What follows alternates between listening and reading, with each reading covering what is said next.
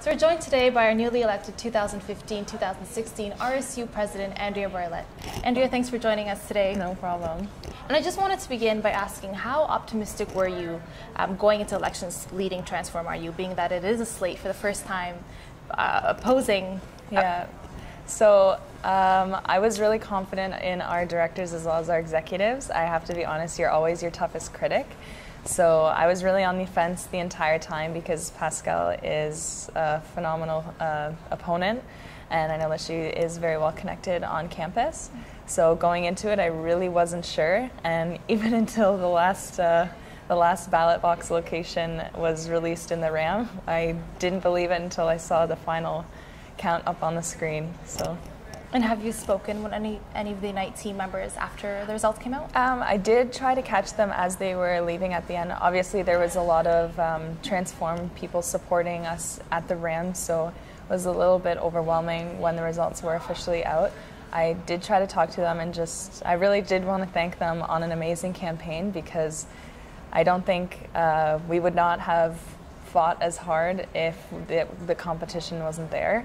And it really was a fight right up until the bitter end, and they put on a great campaign.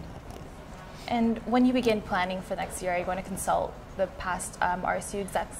I really hope so. This is kind of where the HR major in me really hopes that we can go through a bit of transitioning and training. I'm not entirely sure how the process does work, but obviously they have an exceptional amount of knowledge built into their team, and that's something that I really hope that we're going to be able to learn from, so that we can really just pick up where they left off and then implement some of the new initiatives that we want to do moving forward. And have you spoken with Sheldon Levy or any of the university administration of how you want to start planning next year's RSU?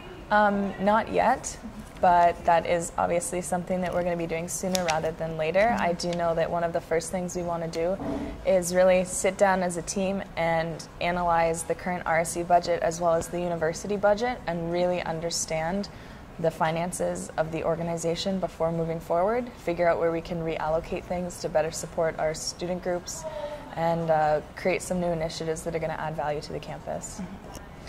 So the Ryerson Society drafted a petition. I'm sure you've heard of it. It's received about 1,000 student signatures about students pressuring the university to try to push the RSU to have better campaign practices. Yeah. What are you going to do as next year's president to try to combat this problem so these concerns don't arise next year? Yeah, definitely.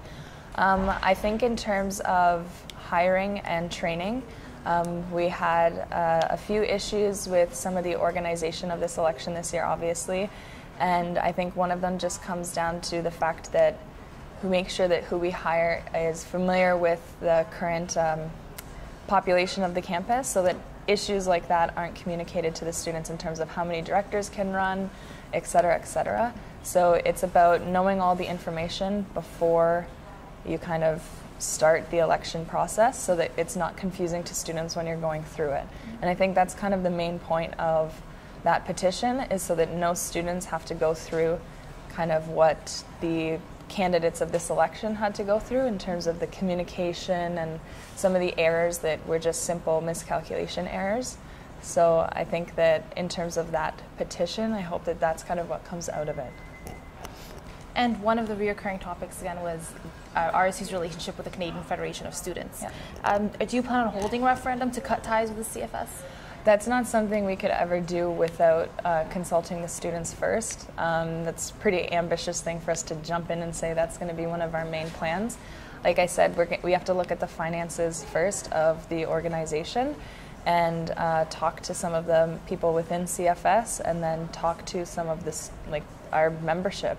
And really, my plan is to create an education campaign so that the students understand where their money is going, so that as executives we can understand where that money is going and what kind of value added we're getting out of it. So what's next? Where do you start planning, and when do you start putting together next year's student union? Yeah, so I think over the reading week we're going to kind of try to take a breather, and then kind of at the end of all of that we're going to come back together as a team and really look at some of the things that are implemented right now within the Students Union, as well as some of our campaign points and action plans that we have for next year. I know that I would love to be able to sit down and meet with the current RSU board, because like I said, they have a lot of knowledge and experience that I know that I would love to and my team would love to learn from. So I think that's probably going to be one of the first steps, is us trying to see if we can find a way to meet and really kind of transition the knowledge into the incoming team. Well, Andrea, thank you so much for joining us no today. Problem. Thank you.